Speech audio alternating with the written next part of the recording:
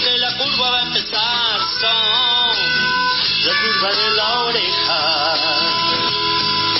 Camino obligado para estar dentro de tu cabeza. Las curvas de la oreja, con la periodista de investigación Ivy Cángaro. Las curvas de la oreja, un programa para escuchar la realidad sin vueltas. Hasta las 19 te acompañamos con información, opinión y la mejor música. Hay curvas de guitarra, hay curvas de mujer, curvas de laberinto que no puedes resolver. Hay curvas encubiertas y no es casualidad. Prepara tu sentido que la curva va a empezar. Son la curva de la oreja. Camino obligado para estar dentro de tu cabeza. Camino obligado para estar dentro de tu cabeza. Camino obligado para escuchar las curvas de la oreja. Buenas tardes, buen domingo. Así comienzan las curvas de la oreja, como anunciaba la canción. El jingle que hace ya varios años, cuando hacíamos este programa en otra emisora, me hicieron los amigos de Lejos de la Parca. Y en esto de agradecer y nombrar gente vamos a arrancar, pues si no siempre me olvido, para agradecerle a Dayana, que está en la operación, a Claudio Orellano, que puso la voz, su famosa voz de crónica para la artística, y a Martín García, que produce este espacio para Radio Rebelde. Mi nombre es Ivy Cángaro, soy periodista, algunas veces escribo algunas cositas, y vivo y transmito desde Tandil, pero espero que estemos haciéndonos compañía, como si estuviéramos en el estudio en alegre reunión. Es domingo, es la hora fatal del corchazo, vamos a tratar de evitarlo, como siempre decimos. Y estaba escuchando recién a Gabriela Piovano, que hablaba en el programa anterior, en su programa de la tarde del domingo, con el doctor Miguel Ángel Pierri, comentaban lo que a mí también, y como ustedes saben, o por lo menos quienes me siguen, me desvela desde la noche fatídica del 1 de septiembre para poner esa fecha como mojón, pero podríamos decir que desde bastante tiempo antes, y que tiene que ver con el avance inescrupuloso de la extrema derecha en toda América Latina, con sus formas, con sus medios, con sus mediadores, y que además han ido escalando en esto de ir probando hasta dónde pueden llegar para concluir un 1 de septiembre poniéndole un arma en la cabeza a la 2 veces presidenta y actual vicepresidenta en ejercicio. A mí, en lo personal, y espero que a ustedes, si esto sea compartido, me preocupa, me desvela, me hace pensar cómo puede ser el futuro inminente, lo inmediato, si no se resuelve y si no se hace justicia. Y una forma de perseguir esa justicia es lo que decía Miguel Ángel Pierri, que no está haciéndose, entre muchas otras cosas, y que tiene que ver con hablar de este tema, con difundirlo. Nosotros desde este pequeñísimo lugar intentamos hacerlo, como también intento hacerlo desde otros espacios que tengo. Quienes puedan ir siguiendo o tengan interés en ir siguiendo lo que fui exponiendo y lo que seguiré mostrando acerca del intento de magnicidio, pueden buscar el material o en mi Facebook personal, que no es otro más que Ivy Cángaro, igual que mi nombre, o en mi canal de YouTube, donde están subidos los informes que habitualmente hago para C5N en relación al intento de magnicidio y la vinculación con distintos grupos de extrema derecha. Hay una nota muy interesante en el Cohete a la Luna de hoy, de este extraordinario periodista que se aboca específicamente a desentrañar la trama y el revés de los movimientos mafiosos, de la mafia en Italia, pero de la mafia que desde Italia está haciendo pie en Argentina, desde la 'Ndrangheta en adelante y desde hace bastante tiempo.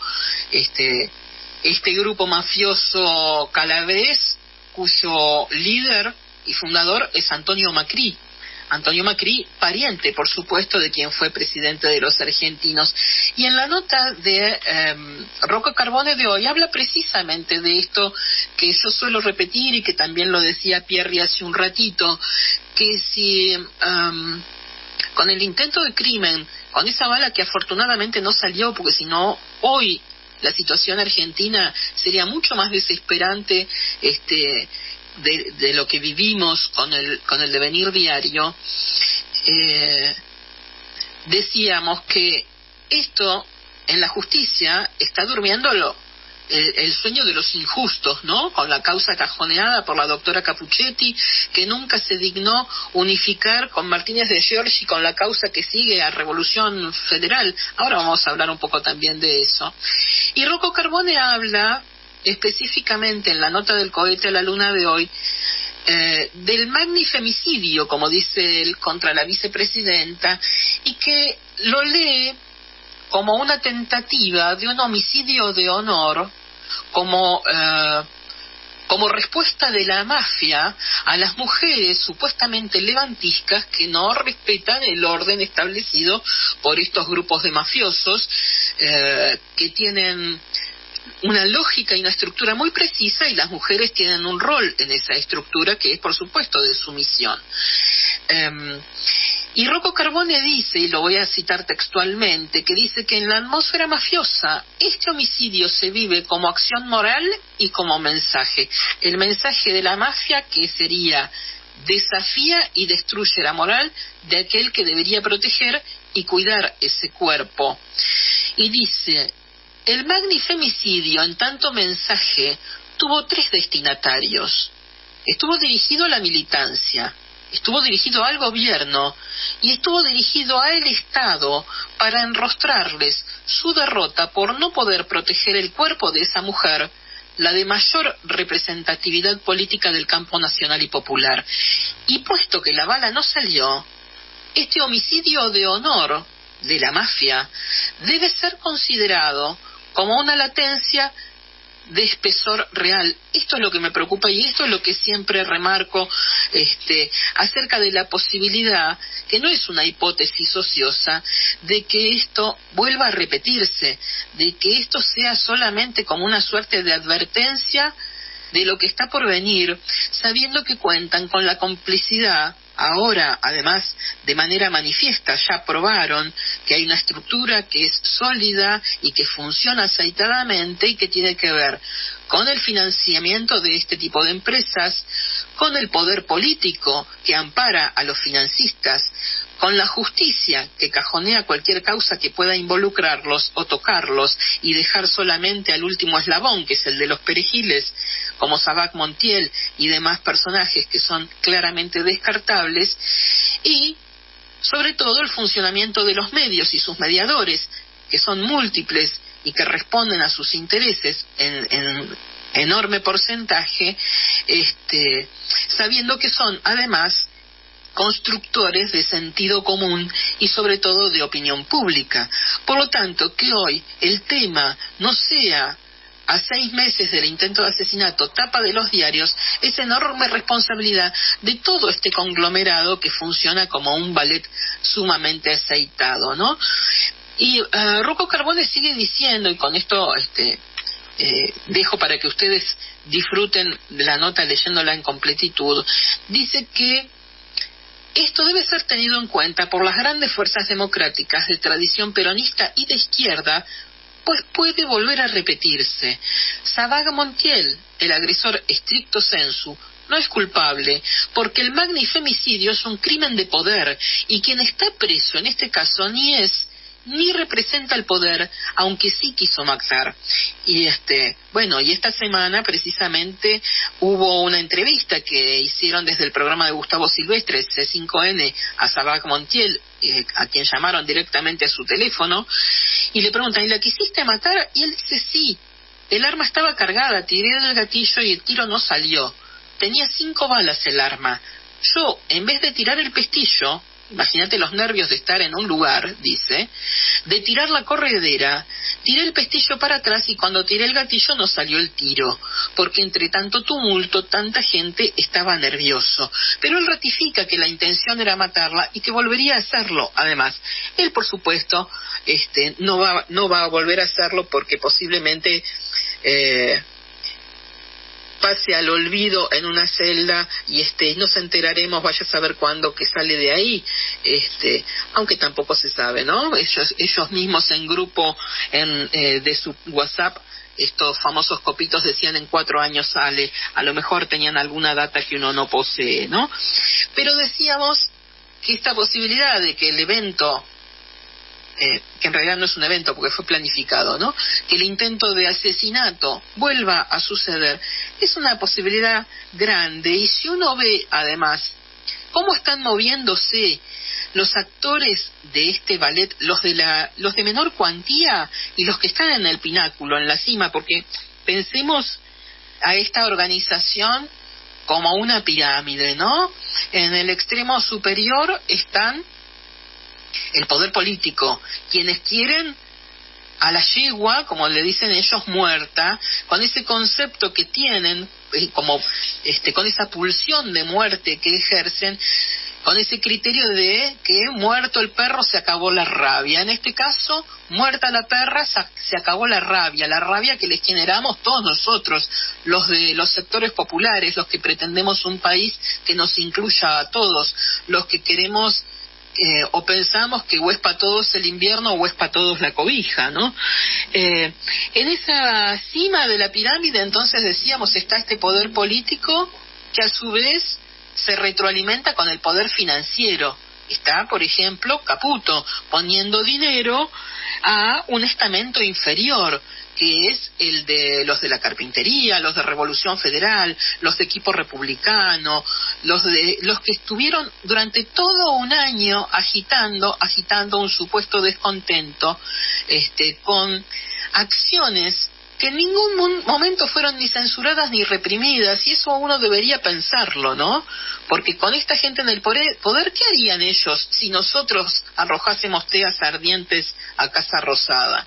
Eso es algo que también debemos tener como autocrítica. Inclusive la militancia raza, que cuando uno mostraba estos sucesos con enorme preocupación, por ejemplo en las redes sociales, muchos compañeros y compañeras salían a decir: no hay que darles entidad, son 4 gatos locos, no hay que difundirlos, nosotros mismos les hacemos propaganda. Enorme error.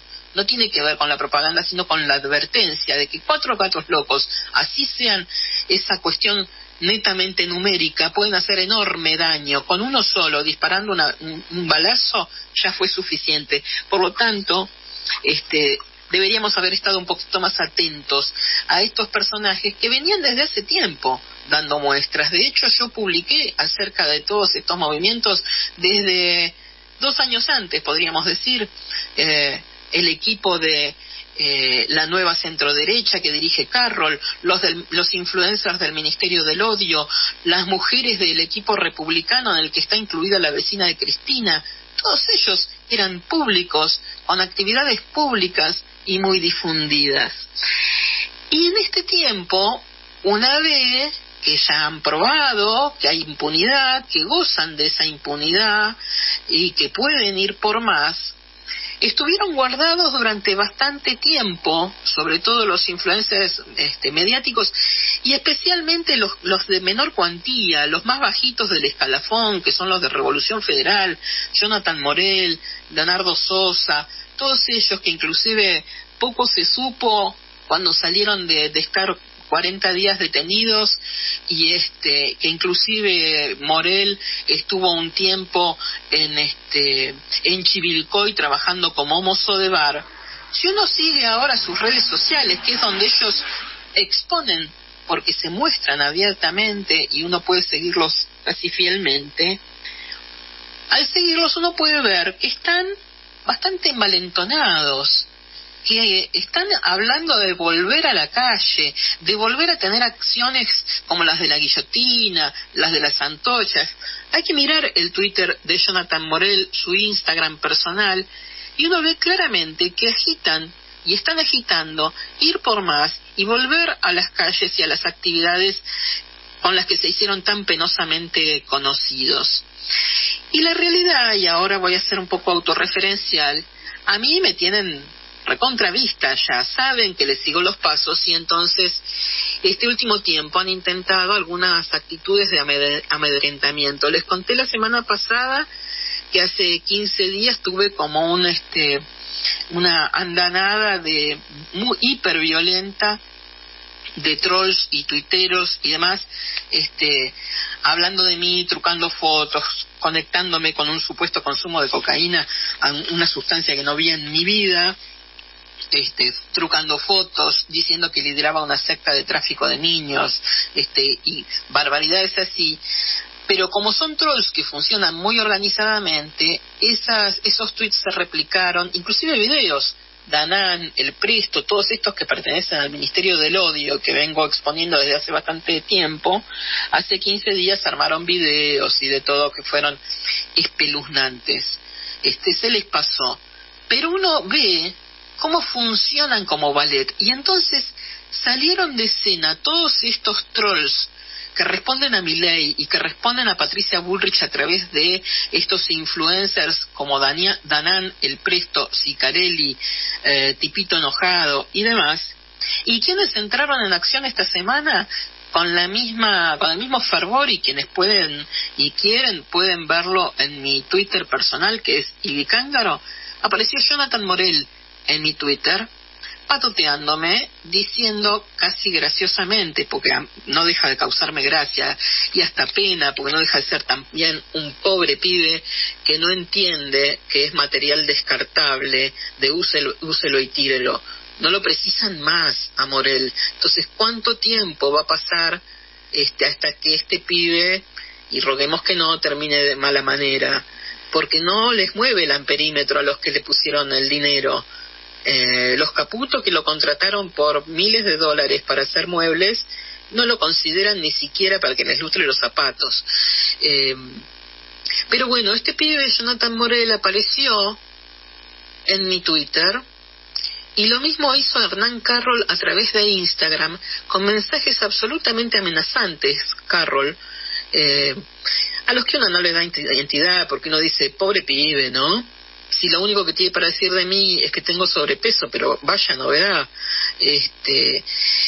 Pero bueno, una cosa muy misógina, muy machirula y muy insultante. Por un lado, Hernán Carroll, quien dirige la nueva centroderecha, y por el otro lado, Jonathan Morel en el Twitter y de manera pública, cosa que Carroll no hizo, diciendo que si soy periodista me busque un trabajo honesto, y lo dice con mayúscula, y lo más gracioso es que me lo dice Jonathan Morel, que me busque un trabajo honesto. Jonathan Morel, el pibe que con 3 meses por haber trabajado 3 meses en un call center, con esa plata que ahorró por el despido, logró instalar una carpintería con maquinaria y aprendió el oficio por YouTube. Pero además, con tan buena fortuna de haber aprendido el oficio por YouTube, instalar una carpintería con solo 3 meses de sueldo de un call center, tan afortunado es que por la vereda pasaba Roxana Caputo y quedó subyugada con ese galpón en el medio de Boulogne, y lo contrató inmediatamente para que fabrique una enorme cantidad de mobiliario, entre mesas de luz, barras desayunadoras y demás, para un hotel de lujo en Neuquén. Todo muy lógico, por supuesto. Ese pibe, que además cuando le allanaron la casa tenía $50.000 que no pudo explicar de dónde habían salido, y que armaba guillotinas en Plaza de Mayo diciendo que no tenía para comer, es quien me dice que me busque un laburo honesto. Digamos, en su momento le respondí, y después no di más entidad porque pretendió seguir la disputa y no le contesté más. Le contesté que iba a tomar en cuenta su consejo y que iba a aprender carpintería por YouTube, porque evidentemente era el camino al éxito asegurado.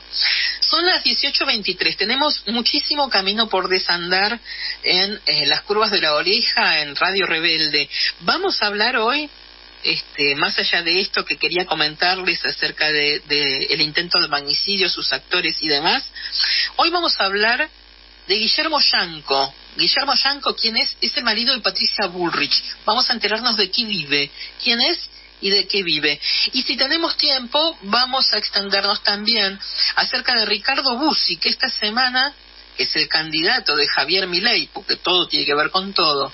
El candidato de Javier Milei en Tucumán, Ricardo Bussi, el hijo del genocida, que esta semana estuvo en varios medios porque inició su campaña con un spot estimulando la libre portación de armas y su uso, por supuesto, para que cada uno se cargue al delincuente que uno quiera.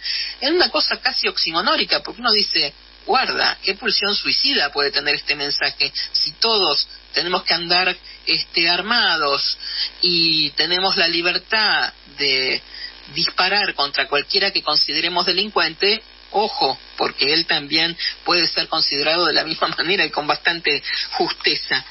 Pero bueno, vamos a hablar de todo esto después de esta pausa de musiquita que ahora nos va a poner la querida Dayana.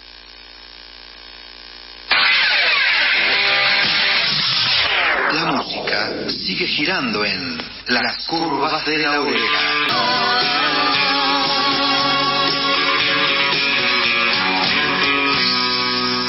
La música sigue girando en las curvas de la oreja.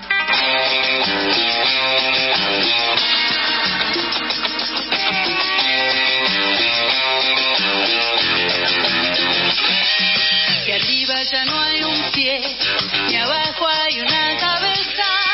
Ya nos podemos mover y ganarle a la tristeza. Llegamos hasta aquí, es que esto recién empieza. Necesitamos unión y vencer la indiferencia. Encenderte amor, volver a brillar. Si probas te aviso que te va a gustar. Encenderte amor, volver a brillar. Si probas te aviso que te va a gustar.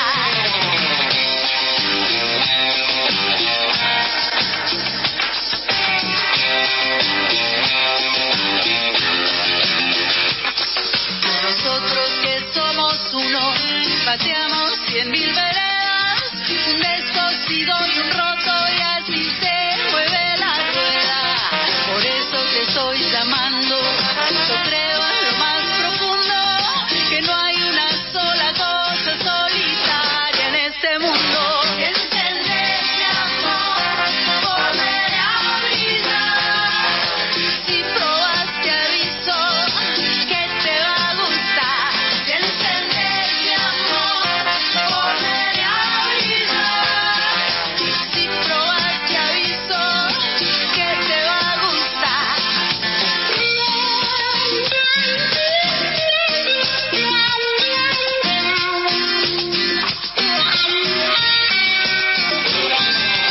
Como su beso y hago una apuesta, esto florece y es una fiesta, porque en tus ojos veo el camino, bailamos juntos nuestro destino.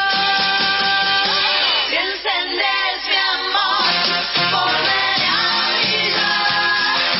Si probas te aviso que te va a gustar. Si encendes mi amor, volveré a brillar. Si probas te aviso que te va a gustar. Si encendes mi amor, volveré a brillar. Si probas te aviso que te va a gustar. Si encendes mi amor, volveré a brillar. Si probas te aviso, vas a querer más.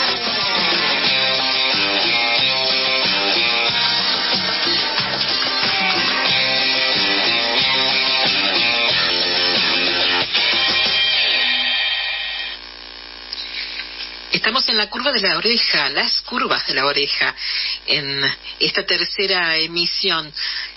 Vamos a compartir de aquí en más todos los domingos de 6 a 7 de la tarde por Radio Rebelde.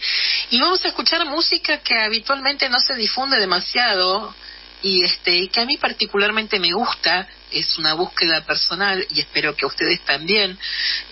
Así que pueden ir comentándome si no qué otras cosas quisieran escuchar. Recién pasaba entonces Isabel de Sebastián, una querida amiga que fue, los más veteranos la vamos a recordar por su banda Metrópoli en los 80, que fue, marcó una huella grande en el rock nacional, no todo lo difundida y recordada que merece, porque fue una recontrabanda, Metrópoli. Isabel luego hizo una carrera solista, ahora vive en los Estados Unidos con algunas intermitencias aquí en Buenos Aires, y tuve la enorme dicha de hace algunos años y de manera muy casi absurda compartir cantar con ella. Qué lujazo, ¿no? Que me di. Todo sucedió. Les voy a contar brevemente porque es gracioso.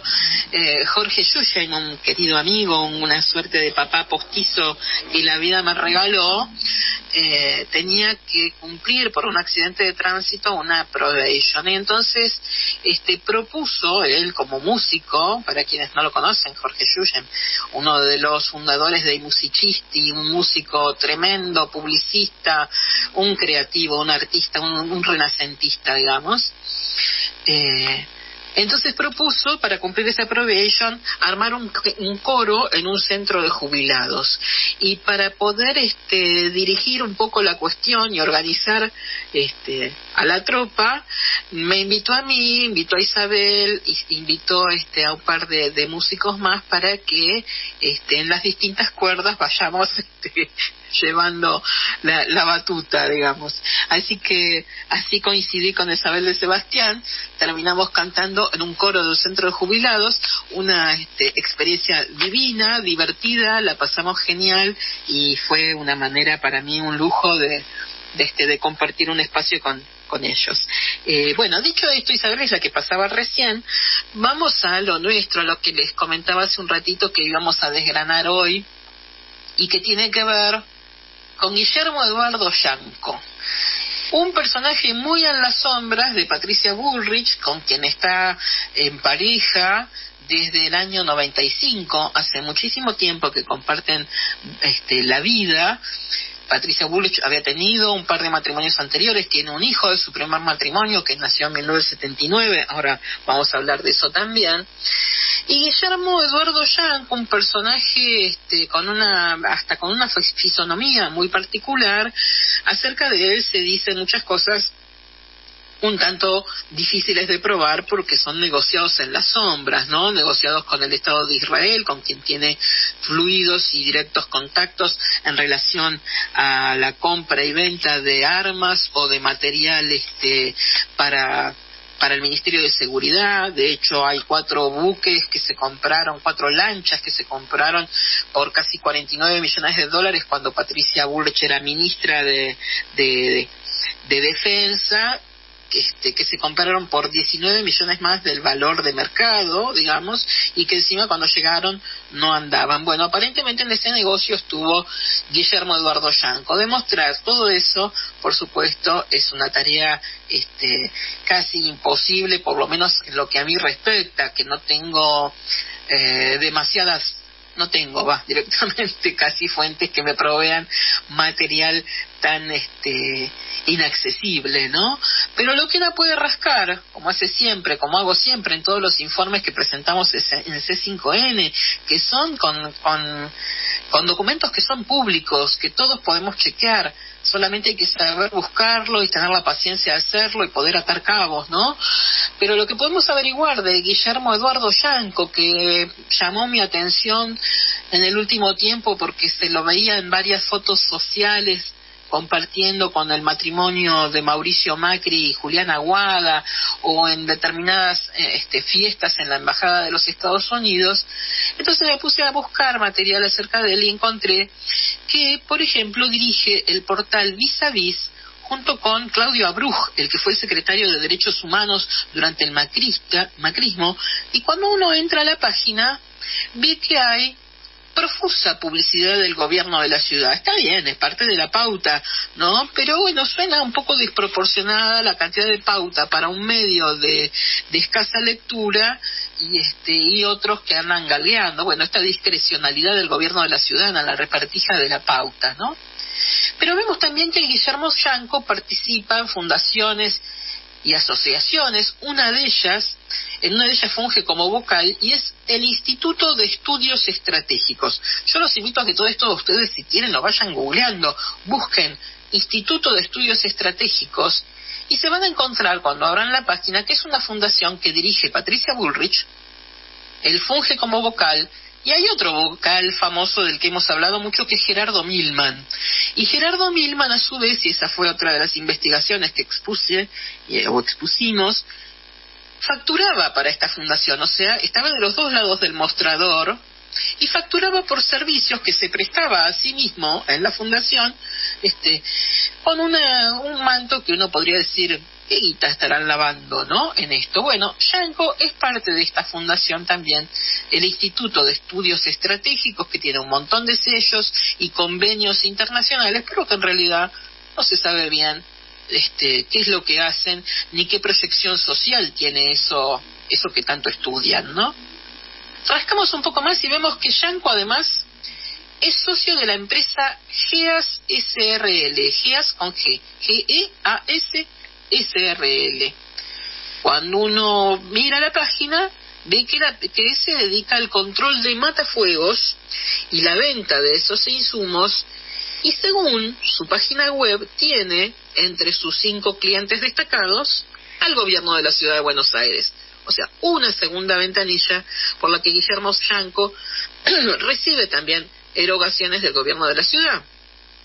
A su vez, los socios que tienen esta empresa, porque nosotros podemos ir al boletín oficial y salta inmediatamente como es la constitución societaria de GEOS SRL, vemos que los socios de esta empresa, además, son proveedores del Estado en otras empresas que son empresas constructoras, también con acuerdos con la ciudad.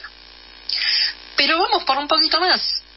Buscando en el boletín oficial, encontramos que Guillermo Eduardo Yanko, marido de Patricia Bullrich, recibe desde 2014 una pauta oficial también por un programa cultural que hace en Radio Cultura, que, bueno, no sé cuánta gente escuchará, pero que recibe una pauta bastante frondosa, digamos, para una hora de radio.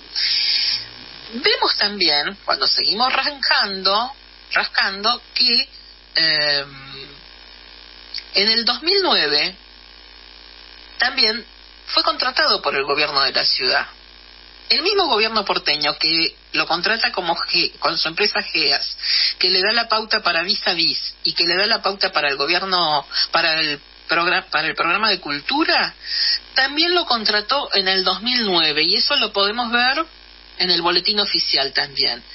El 10 de diciembre del 2009 fue dado de alta en el boletín oficial de la legislatura porteña como asesor en categoría 1, que es la categoría más alta de erogaciones y el escalafón más alto como asesores, que equivale a 576 módulos. Los módulos es como una suerte de equivalencia de pagos, digamos. Un módulo equivale a 313 pesos. Bueno, él tiene un sueldo de 576 módulos, por lo tanto es un sueldo que percibe desde el 2009, desde el 10 de diciembre del 2009, de 180.288 pesos. En la legislatura dicen que nunca lo vieron pisar despacho alguno, o sea que desde el 2009 a esta parte es un ñoqui al que le pagamos 180 lucas por mes, y si hacemos la cuenta del 10 de diciembre hasta febrero del 2023, la suma total que le pagamos todos nosotros o los amigos que viven en la ciudad de Buenos Aires, $292.000 a Guillermo Yanko para que haga la nada misma. Pero no conforme con eso, hay otro contratito más que tiene Guillermo Yanko con el Estado, y esta vez es con el Estado Nacional. Y fíjense a dónde se remonta. Esto lo pueden chequear todo en el boletín oficial de la República Argentina. En el 2001, Patricia Bullrich fungía como ministra de Trabajo, ¿se acuerdan? En ese rol que, entre otras cosas, tomó 2 decisiones fundamentales. Una la sabemos todos, que fue bajarle el 13% del sueldo a los jubilados. Y la otra medida fundamental para ella que tomó, además de bajarle el sueldo a los jubilados en un 13%, en una situación que ya era de catástrofe, la otra medida fue nombrar a Guillermo Yanco, a su marido, en 2 puestos para el Estado. Lo nombró como asesor en la unidad ministro, o sea, su asesor personal, secretario privado en su despacho de ministra, pero además lo nombró en otro puesto como integrante de una comisión tripartita cuyo fin era controlar las decisiones de la Organización Internacional del Trabajo, la OIT, que también dependía del ministerio, esta comisión, ¿no? Por lo tanto, como en el 2001 tuvo estos 2 puestos de alta jerarquía, hoy por hoy Guillermo Yanco cobra una jubilación de privilegio por ese rol que no sabemos ni sabremos jamás en qué consistió, ¿no?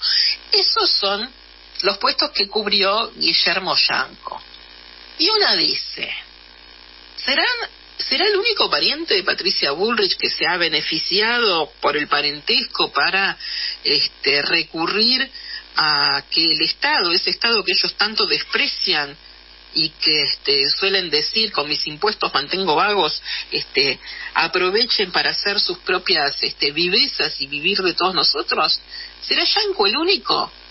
Me puse a buscar un poquito más y parece que no, porque encontré que antes de estar con Yanco, Patricia Bullrich estuvo con alguien, un tipo muy coherente, que sigue anclado en su misma forma de proceder y de pensar desde la década del 70, que es Marcelo Langieri, un tipo muy comprometido, un militante peronista kirchnerista muy comprometido, de quien se separó en 1982, Patricia Bullrich.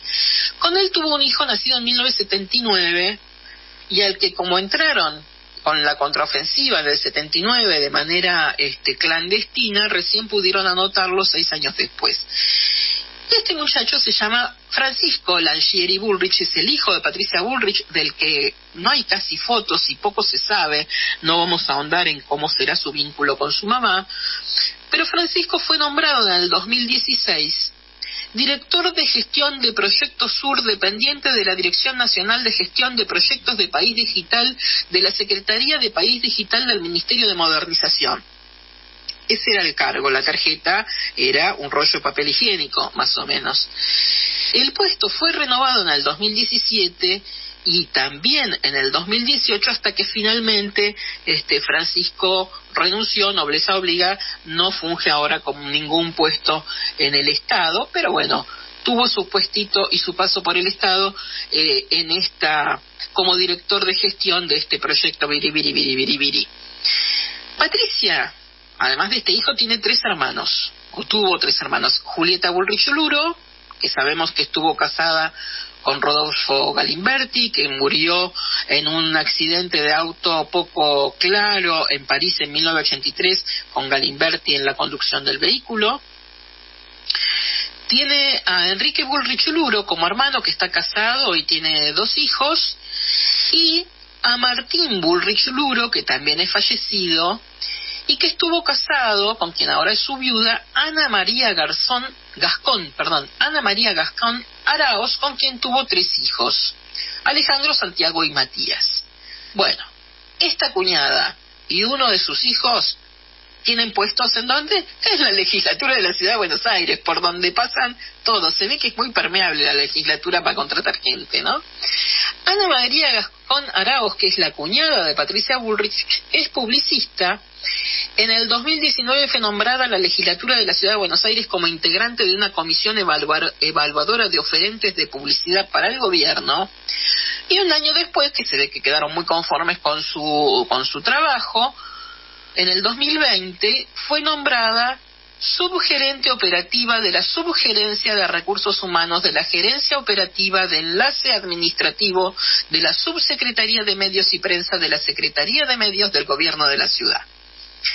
En ese rol, Ana María Gascón Araos, que uno puede verla en sus redes sociales, muy jacarandosa, con paso frecuente por algunas mesas de cirugía plástica y demás, fervorosa antikirchnerista que suele postear que con la plata de sus impuestos mantiene vagos, bueno, tiene este rol en la legislatura de la ciudad que no sabemos cómo lo habrá conseguido, ¿no? Su hijo también, Santiago Bullrich Gascón Arauz, sobrino de Patricia, fue contratado por el gobierno de la ciudad en agosto del 2016 y sigue trabajando en ese rol como comunicador digital. No sabemos bien qué hace, pero bueno, también es empleado de la legislatura. Ya llevamos ¿cuánto? El marido, el hijo, la cuñada, el sobrino. Vamos por más. Sobrino en segundo grado, Pedro Segundo Cernadas, que lo conocemos como Segundo Cernadas, el actor. El actor, sobrino de Patricia Bullrich, fue concejal en Tigre y ahora dirige la ANSES en la sucursal Tigre. Otra sobrina, vamos ya en sobrinos de segundo grado, Julieta María Williams, sobrina en segundo grado de Patricia Bullrich Luro, es asesora en el Ministerio de Desarrollo Urbano y Hábitat y el 1 de julio del 2017 fue nombrada subsecretaria de la Subsecretaría de Planeamiento y Gestión Comunitaria de la Secretaría de Integración Social y Urbana de la Jefatura de Gabinete de Ministros de Cava. Precisaríamos el locutor que hace las publicidades de Coto para poder decir rápidamente estos cargos tan extensos, ¿no? Otra sobrina más de Patricia Bullrich con un puesto de subsecretaria de Subsecretaría. Otro sobrino más, Luis María Bullrich, sobrino también en segundo grado, es director ejecutivo del Parque de la Innovación de la Ciudad. Todo esto lo pueden googlear, pueden ver las fotos, están en su LinkedIn. Ellos mismos dicen qué cargos detentan y qué parentescos tienen, lo podemos corroborar en las páginas de genealogía que también son públicas. Y vamos finalmente por el medio hermano de Patricia Bullrich, porque son hermanos por parte de su papá, Tomás Bullrich Boer, medio hermano de Patricia, que es hijo de Alejandro Bullrich Almeida, el padre, como decíamos, de Patricia, con su segunda esposa, Teresa Titi Boer. Él es subsecretario de Planificación Administrativa en la legislatura también de la Ciudad de Buenos Aires, todo pasa por la legislatura, y además en 2020 tenía un carnet que le permitía circular en plenas restricciones por ser personal esencial de la legislatura. ¡Qué familia frondosa! Y estamos hablando además solamente de los Bullrich que pertenecen a Patricia, porque están los de Esteban también, que también dejó un montón de nombramientos en la legislatura de la ciudad y en el Estado Nacional. Pero bueno, de eso nos encargaremos en otro momento. Qué linda es la familia unida, ¿no? Bueno, nos vamos a otra pausa de música y volvemos para los últimos minutos de Las Curvas de la Oreja. Esta es la música que gira en las curvas de la oreja.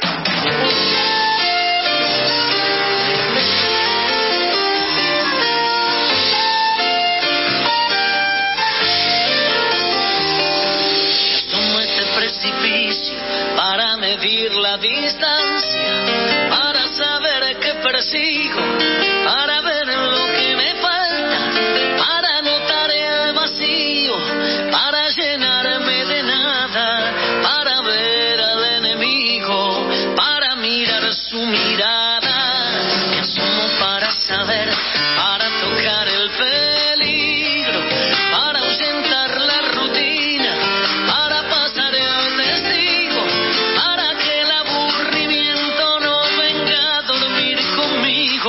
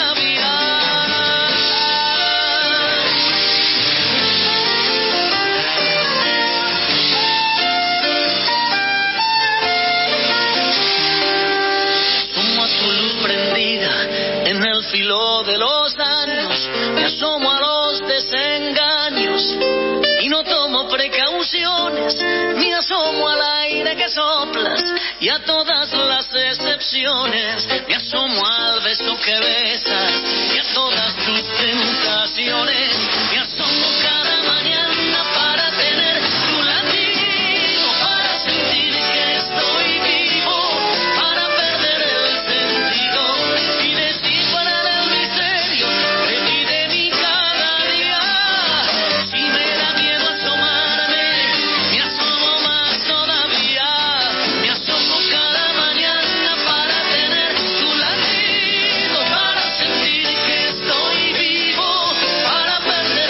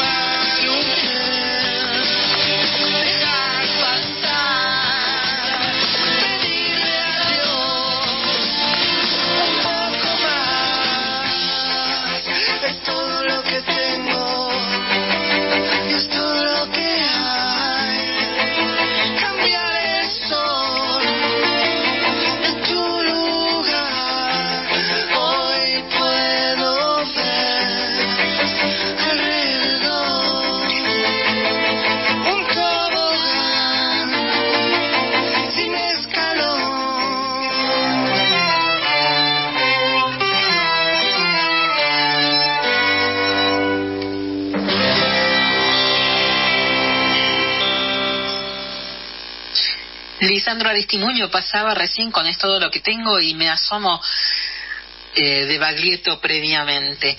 Digo porque me piden que diga los nombres de las canciones y sus intérpretes, claro, cosa que a veces suelo olvidarme. Para la próxima emisión prometo pasar canciones de Marcela Bublik, exquisita cantante y compositora, y además amiga personal, a quien le mando un beso enorme, como a todos los amigos también fieles y queridos que están del otro lado escuchando atentamente, Teo Nogués, Damián Lozada, Negro Díaz, María Salceda, que me dejó un mensaje precioso.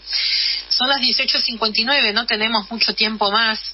Por lo tanto, lo que habíamos prometido de Bussi lo vamos a dejar para el domingo que viene. Tiene que ver un poco con su historial político, claro, ese derrotero tan penoso de gente que hizo las mayores tropelías y crímenes durante la dictadura y después, aprovechando la democracia, también usufructuó lo más que pudo para sus propios negociados. Nada más contradictorio que el padre de Ricardo Bussi, Antonio Domingo Bussi, siendo constituyente, por ejemplo, fue uno de los que redactó nuestra nueva Constitución, un tipo que no se privó de defecarse en ella de mil maneras durante la dictadura que lo cobijó. Y vamos a hablar de Ricardo Bussi, decíamos entonces, de su derrotero político, pero sobre todo de su derrotero delincuencial, porque hay una denuncia y una causa que pesa sobre él y por la que debería estar desaforado, cosa que se ha pedido, y que tiene que ver con una violación. Violó a una muchacha en su propio despacho, una piba que fue a pedirle ayuda porque había tenido algunos contratiempos para cobrar la AUH, la hizo ir a su oficina, la violó y la sacó, por supuesto, con cajas destempladas para luego amenazarla sistemáticamente, balearle el frente de la casa, intentar secuestrar a la hija y demás de 2 años a esta parte. Fuimos siguiendo esta causa, en la semana pude hablar con ella y pudimos emitir su testimonio directo y valiente en Argenzuela, en C5N. Lo íbamos a contar hoy, pero bueno, no tenemos tiempo. Quienes entonces quieran conocer un poco más del caso, los invito a ir a mi canal de YouTube, ahí está subido el informe y el reportaje que le hicimos durante la semana, que le hizo Jorge Rial y Mauro Federico con mi producción en Argenzuela.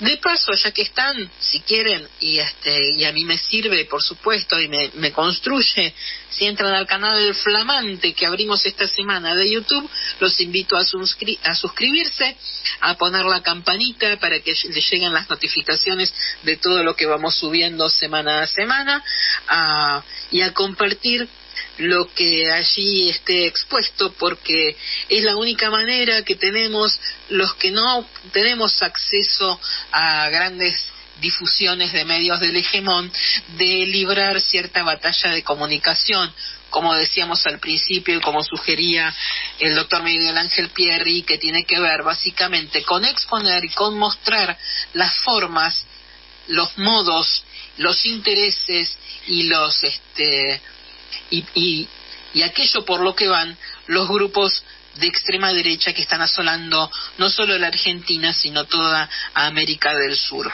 Nosotros, si les parece, nos encontramos entonces el domingo que viene a las 18 aquí por Radio Rebelde, AM740 o www.radiorebelde.ar para dar vueltas y girar por las curvas de la oreja. Un abrazo grande y hasta el domingo que viene. Por hoy se nos terminó el programa. Nos despedimos sin más vueltas. Son la curva de la oreja. El próximo domingo a las 18 nos encontramos acá en Radio Rebelde para seguir recorriendo las curvas de la oreja. Camino obligado para escuchar las curvas de la oreja.